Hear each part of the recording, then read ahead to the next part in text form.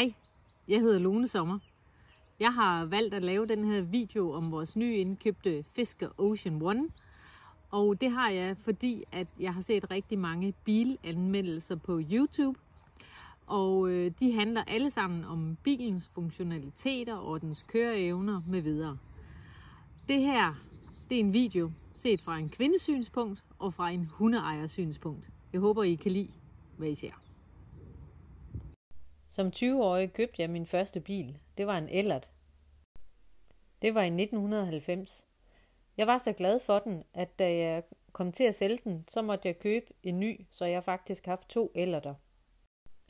Den 26. april 2022 var der udstillet en Fisker inde i Illum i København.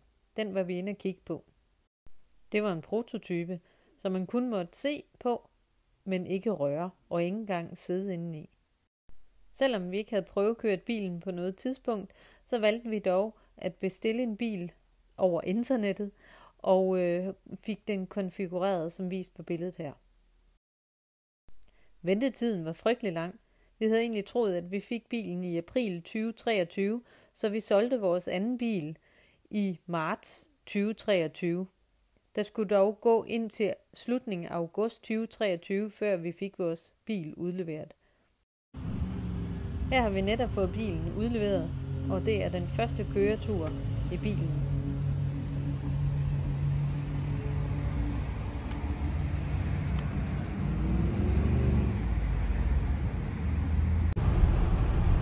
Så nu er vi rundt i sving.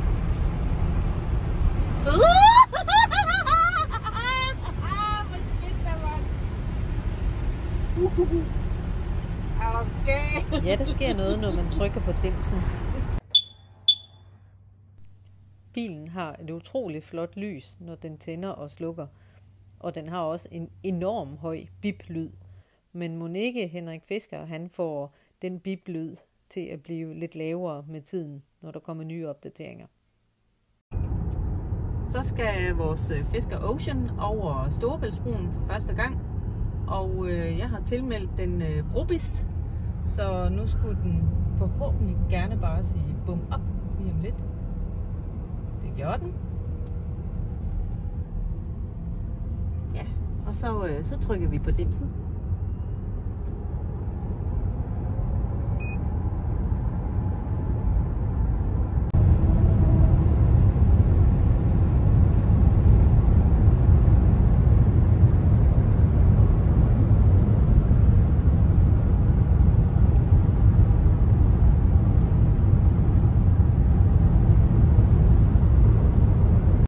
Vi overtog bilen om torsdagen, og allerede fredag morgen drog vi afsted til Jylland, hvor jeg skulle til en masse hundekonkurrencer.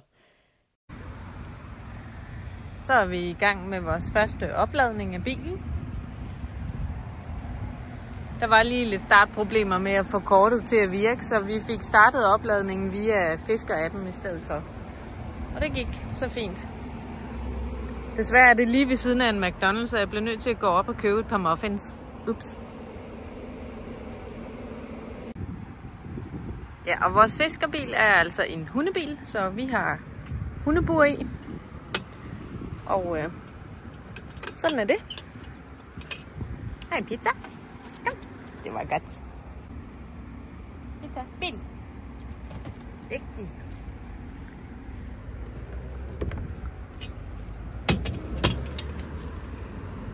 Kom, bil. Vigtig.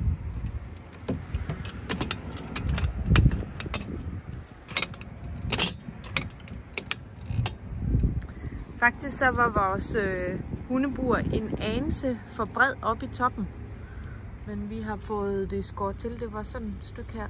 Så har vi skåret det til og klemt buret sammen, så det kunne være her. Man kan se, at der er lige nøjagtig luft heroppe i begge sider nu. Og det her smarte rum til opladerkabel, det er jo nu nede under hundeburet. Så vores kabel, det ligger her ved siden af hundeburet. Ja, og når man har hundebur i bilen, så er det jo sådan, at al ens bagage bliver man nødt til at sætte ind på bagsædet. Så vi har sat sådan en bagsædebeklædning på. Fisker Ocean er udstyret med et par små borer, så man kan lægge sine madvarer og sin kaffekop, når der man lader op. Det er ret praktisk. Så jeg må altså sige, indtil videre, så går det faktisk rigtig godt. Vi får opladet her på vores første tur. Vi valgte at køre hjemmefra uden at have den ladet op. Så det skulle jo prøves med den her Allego stander. Så om 2 minutter, here we go again. Bilen er udstyret med sådan nogle smarte håndtag, som folder sig ud, når man låser bilen op. Se her den lille surfer, der er indgraveret i håndtaget.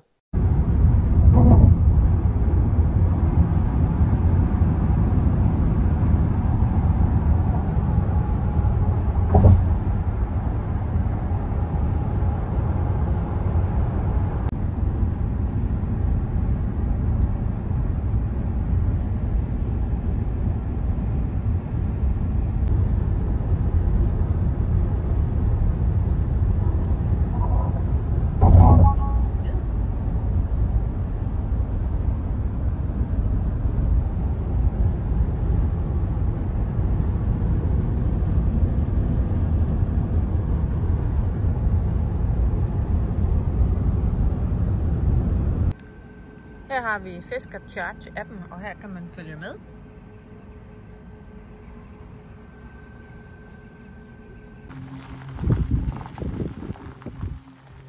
Vi har haft papaffald for de sidste 4 måneder. Det kører vi afsted nu.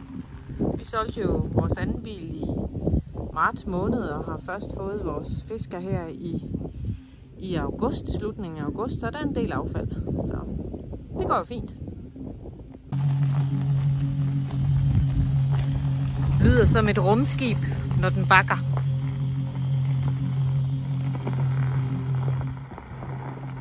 Så er den sat i gear, så er der ikke nær så meget lyd.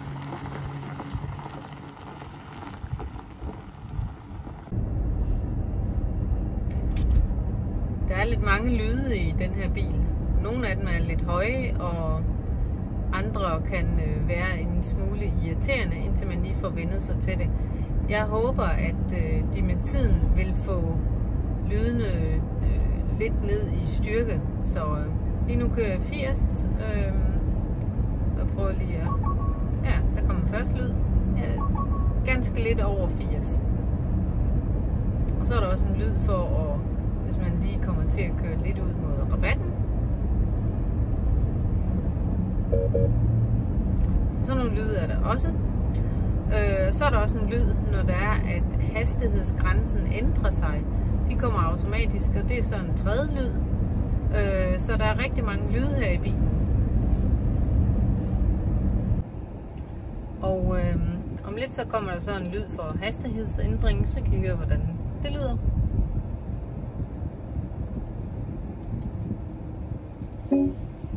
Det var den.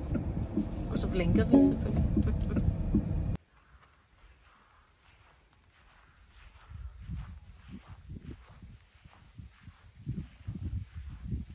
Flot blå farve. Fede fælge. Det er jo et mig, der har valgt farven.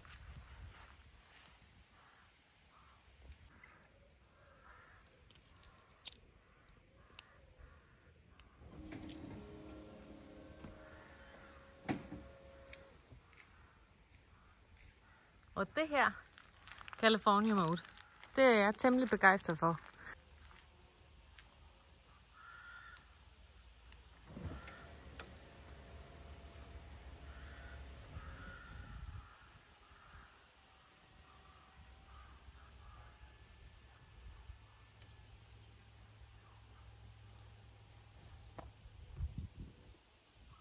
Se lige det lækre soltag. Og solceller samtidig.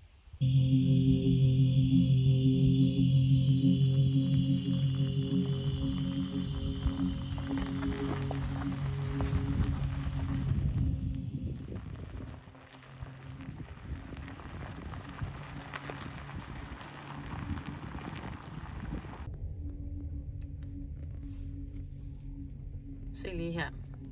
Trafiklys udenfor er rødt. Det er det sørme også her på skærmen. Og bilen den er blå, som den er i virkeligheden. Så nu skifter det til grøn, og det gjorde det også på skærmen. Skide smart.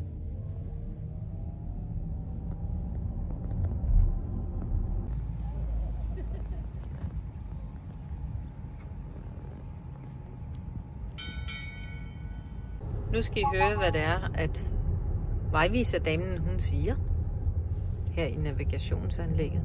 Kryds rundkørslen og tag den anden afkørsel. Tag, siger hun. Det lyder simpelthen så sjovt. Jeg kan ikke lade være med at grine hver gang. Der er også lige en anden ting, I lige skal vide.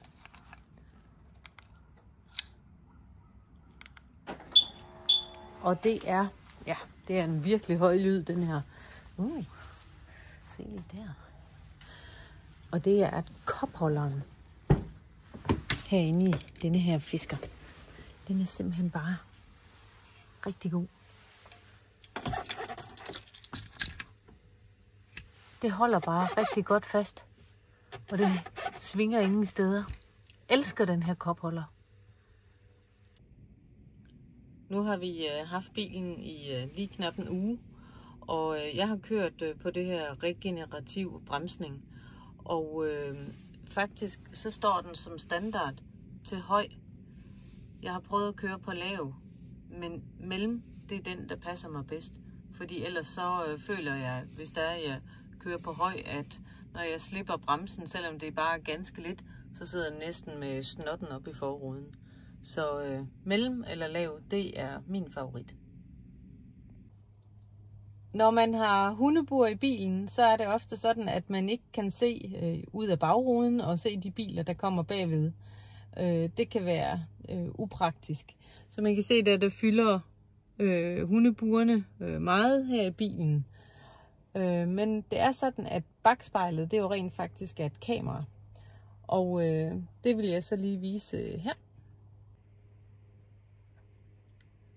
Her der kan I se, at det er et kamera, og lige nu der er der ingen biler bagud, det er bare ren natur. Så vi skal ud og lave en kop kaffe.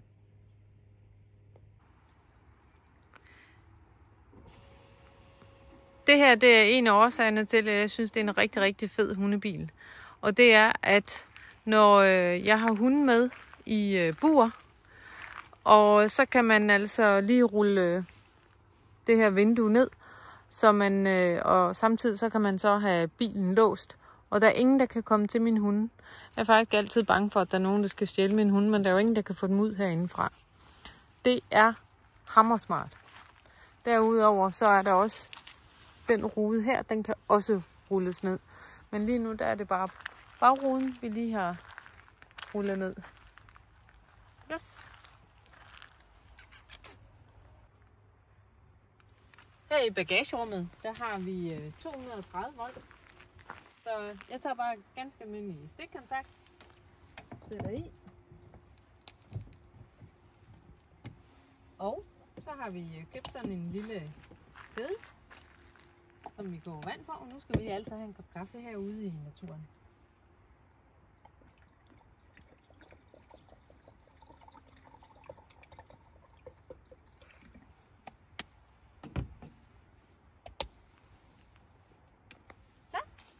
Så venter vi bare på, at vandet det koger.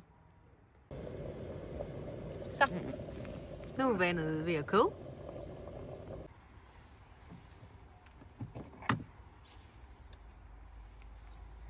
Så skal vi have kaffe.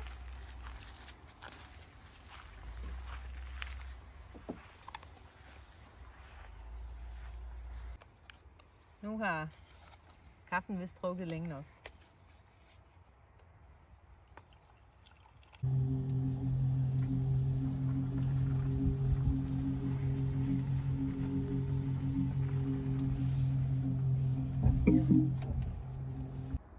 Jeg er bare mega glad for den her bil.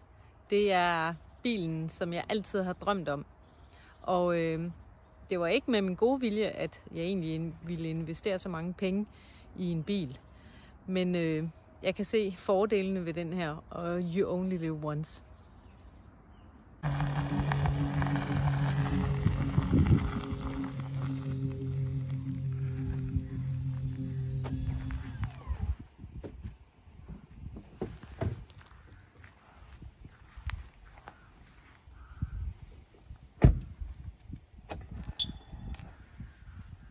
Vi har nu haft bilen i 4 dage, og jeg må bare sige, wow, den er virkelig fantastisk.